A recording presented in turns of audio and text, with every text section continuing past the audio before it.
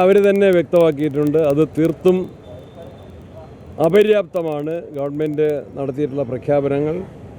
അതിലവർക്ക് യാതൊരു തൃപ്തിയുമില്ല. സമരത്തിൻ്റെ രീതി പലപ്പോഴും സമര സംഘടനകൾ മാറ്റാറുണ്ട്. അവരാലോചിച്ചെടുത്ത തീരുമാനമാണ്. ഇനിയും അവരുടെ സമരം ജനങ്ങളുടെ പിന്തുണയോടെ, പ്രതിപക്ഷത്തിൻ്റെ പൂർണ്ണ പിന്തുണയോടെ ഇനിയും തുടരും. അതിൻ്റെ രൂപത്തിലും ഭാവത്തിലും ഒരുപക്ഷെ മാറ്റം ഉണ്ടാകും.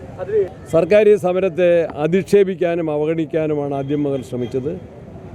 എന്നാൽ ജനങ്ങൾക്കെല്ലാം അതിന് പൂർണ്ണമായിട്ടും സമരത്തിന് പിന്തുണ നൽകിയിരുന്നു. പ്രതിപക്ഷത്തിൻ്റെ പൂർണ്ണ പിന്തുണയുണ്ടായിരുന്നു. എന്തായിരുന്നു ഗവൺമെൻറ്റിൻ്റെ പ്രകടന പത്രിക സമയത്ത് LDFൻ്റെ വാഗ്ദാനം? ക്ഷേമ പെൻഷൻ 2500 ആക്കുന്നായിരുന്നു. റബ്ബർ സബ്സിഡി 250 ആക്കുന്നായിരുന്നു. എത്ര കൊല്ലം കഴിഞ്ഞു? 4.5 കൊല്ലം കഴിഞ്ഞിട്ട് തെരഞ്ഞെടുപ്പിൻ്റെ തൊട്ട് മുമ്പ് നാമമാത്രമായ വർധനവ് അത് ജനങ്ങൾക്ക് ഒരിക്കലും സ്വീകാര്യമല്ല, സംതൃപ്തമല്ല. ഒരു തെരഞ്ഞെടുപ്പ് സ്റ്റണ്ട് മാത്രമാണിത്. അത് അർഹിക്കുന്ന അവജ്ഞയോടെ തന്നെ ജനങ്ങളെ വിലയിരുത്തുമെന്ന കാര്യത്തിൽ സംശയമില്ല.